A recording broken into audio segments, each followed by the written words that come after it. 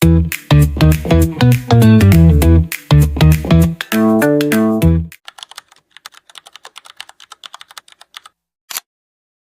fait, ça, c'est un truc divin pour Olivia. En fait, il y a 2 ans et demi, je regardais Miss Univers et tout. Et quand j'ai fini de regarder Miss Univers, je me suis endormi. Il y a Olivia qui était sous les projecteurs avec mon costume national. Et en fait, elle paradait comme ça et elle s'est retournée vers moi. Donc, quand moi je l'ai vue, je me suis réveillé et je me suis dit, attends, j'ai pris ma tablette et je me suis mis à sketcher ce que j'avais vu. C'était un tout petit peu flou, mais je savais que il y avait la pièce centrale, c'était la colombe de Côte d'Ivoire. Et je dis, mais je sais que ça là, ça vient de Dieu, mais ça vient aussi de moi parce que j'aurais jamais fait quelque chose qui vient de Corée ou bien même de Calbas, quoi que ce soit. Donc j'ai dit, ok, je réinterprète en fait la colombe des Burnis à ma manière. Je l'envoie à Olivia sur Instagram. Je fais, coucou Olivia, j'ai quelque chose pour toi. Et elle répond, elle dit, oui, je t'écoute. Je dis, mais tout de suite là.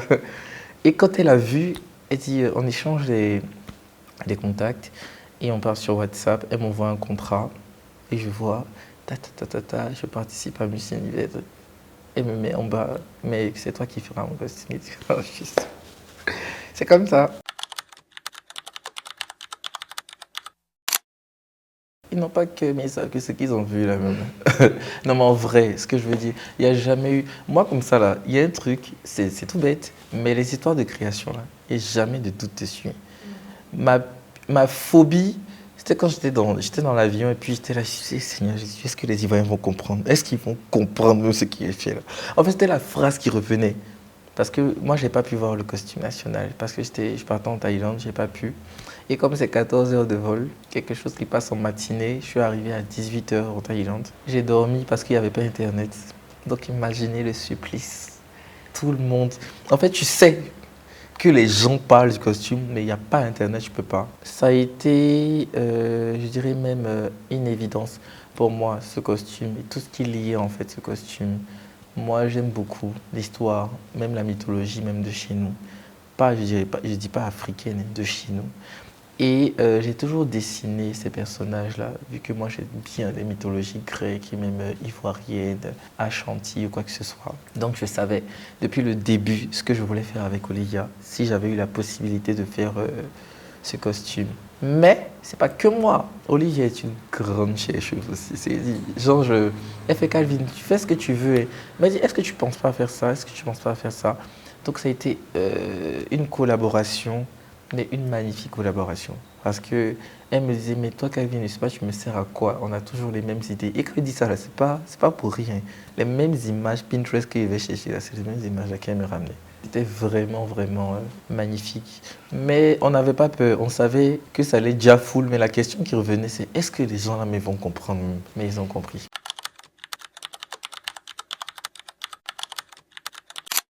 En fait, le costume n'est pas qu'un symbole à Caen, hein. Quand on zoome là, c'est toute la Côte d'Ivoire, hein. C'est toute la majorité des ethnies les plus populaires. Donc voilà, des groupes ethniques. Quand on zoome, on se rend compte que c'est vraiment un packaging. Donc c'est vraiment la colombe des Burnis. C'est pas le costume à Caen. Et c'est ce que je voulais pas. Je voulais que le costume il vive la Côte d'Ivoire. Ou bien même on se dise, mais quand on le voit là, c'est une colombe. Elle vient du ciel ou quoi? C'était ça même, c'est ce que je voulais. Ce qui sorte en fait comme un chevalier du zodiaque.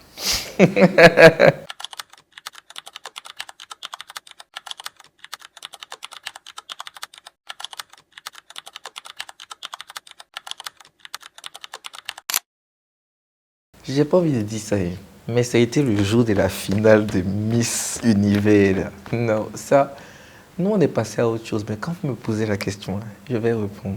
Mais quelque chose qu'on t'a volé, vous avez vu à l'église quand on dit le diable t'a volé quelque chose là, c'est ce que nous on a ressenti là-bas. Ça a été en live. Et quelque chose qui est en live où tu n'es pas censé être dans ton pays, la majorité des gens, normalement, quand la Côte d'Ivoire passe, c'est logique qu'ils ne crient pas parce qu'on n'est pas dans notre pays. Mais rendez-vous compte que quand Olivia a fini son discours, là, on dit Oh my God, Miss Universe. Et c'est pas nous, hein. Nous, on était peut-être 40 ou 50, si je me rappelle bien. Tout le coin, c'est-à-dire, c'était que des Thaïlandais Miss Universe. Et quatrième, en tout cas, Fatima Bochayu, qu'elle prenne.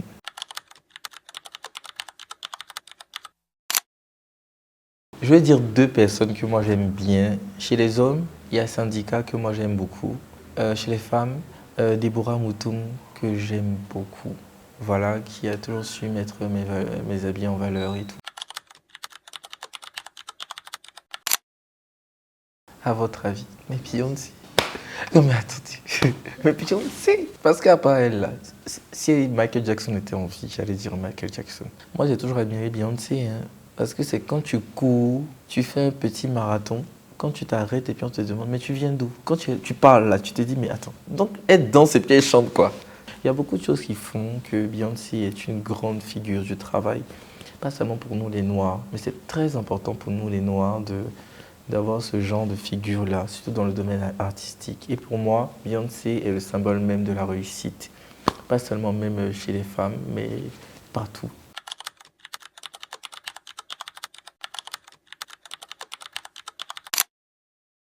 En fait, Abidjan a un pouvoir dans sa main qui ne sait pas. Abidjan est déjà quelque chose de grand parce que les gens viennent ici pour avoir de la fame. Mais c'est juste que c'est un pouvoir qui n'est pas du tout canalisé.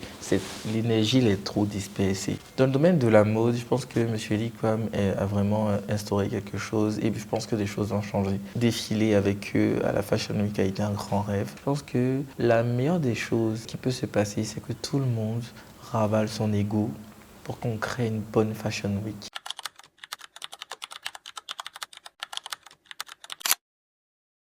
Bon, la première tendance mode, c'est les chaussettes et les claquettes.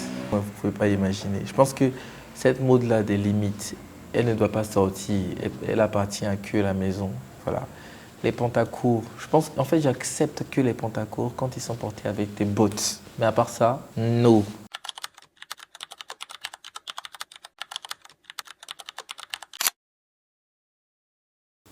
Prendre le temps aussi de regarder ce qui nous entoure, de regarder le savoir-faire des gens.